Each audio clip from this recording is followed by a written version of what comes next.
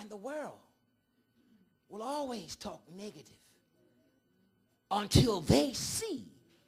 And by the time they see, you ought to be ahead of the game. That's what happened when you went into these 7 years. You saw and they didn't see.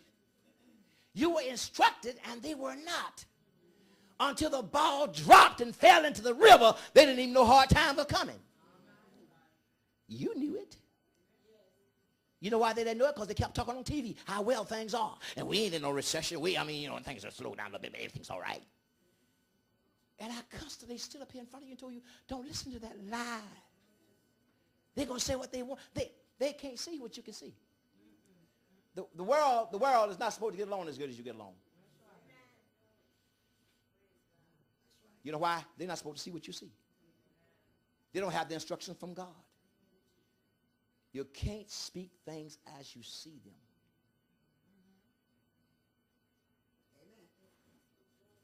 You can't speak everything as you understand it, because some things you're not going to understand.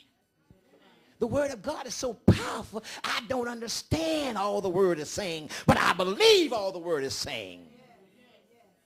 That's why I don't try to explain everything the word is saying. If God don't give it to me, I don't try to explain it. I have people come to me and say, what you think of me? I say, and if I don't know, I say, listen, I don't want to act ignorant here. I don't know. But I don't know. Now, if God tells me, show me, and give me understanding, I'll tell you. Other than that, see, that's why we can't answer everything people say. Because 9 times out of 10, we try to answer everything people say, we're going to start lying. How in the world we as human beings going to understand the totality of God?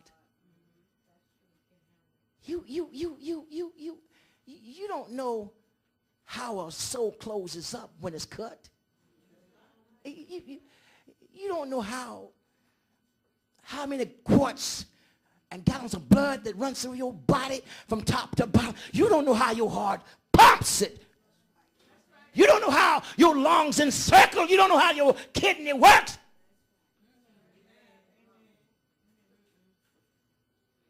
You don't know how when you eat food, I know they tell you where it gets in there and the acid breaks it down. Where did the acid come from?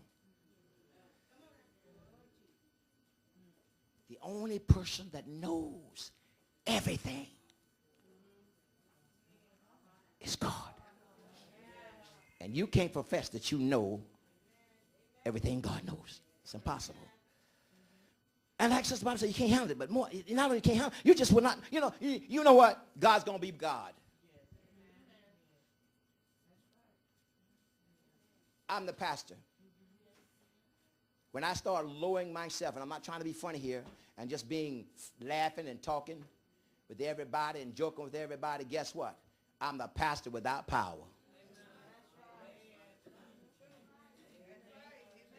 When I start shopping with you everywhere you go, yeah, it's all right for me to go sometime. When I start shopping with you everywhere you go, buddy, I laugh sometimes. You know that everybody know me. I know I laugh sometimes. I laugh more up here in this pulpit than I do anywhere else. Maybe because I'm happy.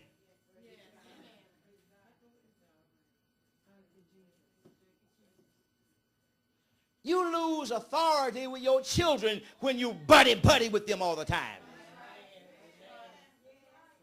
Now, some parents say, I want to be a friend to my daughter. You shouldn't want to be a friend to your daughter. You should want to be a mother to your daughter. Me and John, we going to kick it. That's my son. He just like me. Just like I spit him out. Honey, you ain't supposed to buddy with John. You're supposed to be his daddy. You're supposed to be an example. Why y'all looking at me funny? If your buddy with him, it's like a puppy dog. If your buddy with a puppy dog get too close to him, he's going to lick your mouth. And he's like, oh, what you lick me for? Because you buddy with him, you got too close to him.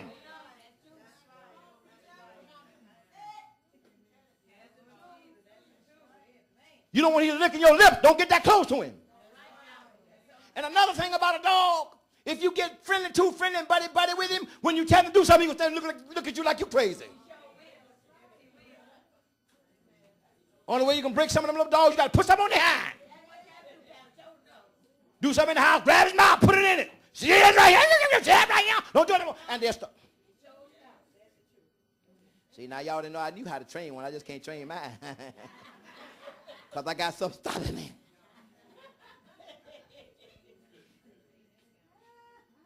Do you understand? Do you understand? My little dog, my puppet. See? Anyway. So I'm just trying to tell you that you can't, buddy. I know you love that girl. I know you love that girl. But you're supposed to be mama, not her best friend. She got some best friends out there.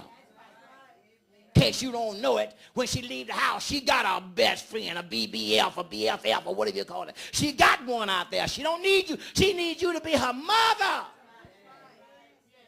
Tell her sometime when she ought not doing it. Well, baby, baby, don't you talk about baby God? You better get your act together.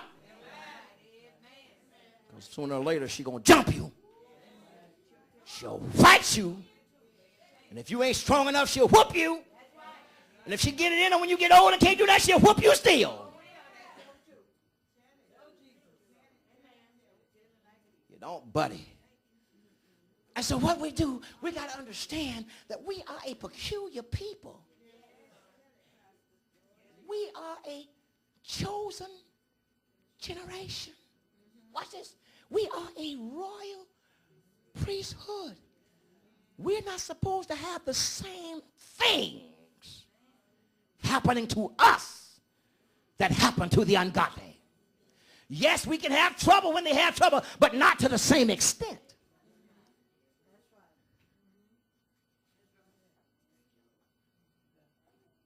God says, I called you. I set you aside. You're a part. You're different. That's why it's so clear that a family that prays together, you got to do it. So here in this last day we're at right now, one of the main keys to what we need to do is learn how important it is to safeguard our faith. If we don't safeguard our faith, we ain't got to worry about trust because we can't get to where we're trying to go. It takes trust to take you through something, but if you don't safeguard your faith, you'll never get to where you need to go. And as this thing dropped to the bottom, we must examine our faith to make sure, guess what, that we are still in the faith. You can lose faith. You can lose faith. Hebrews 10:35. Now, the writer here is talking about the fact that when we first came into the enlightenment of the Lord, people gazed at us. They talked about us. They criticized us. They caused great affliction to our hearts. But watch this. Cast not away, therefore, your confidence. You know what it tells me? That it's possible for you to just wrap it up and throw it away. If it wasn't possible, he wouldn't have said it. There are some things in life will cause you to literally want to put your faith aside.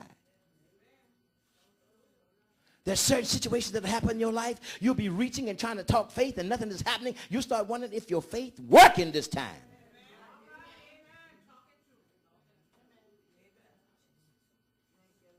If things don't go the way you want them to go, when you're speaking faith and they go another way, still hold on to your faith. If you're getting crippled,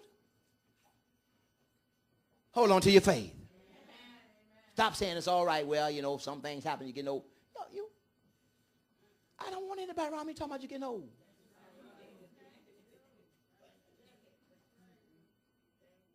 No, listen to me, because when you start speaking that stuff, your body reacts to that stuff. Just like you speak healing to your body, when you speak that kind of stuff, your body reacts. You get your body so confused, you won't know what your body won't know what to do.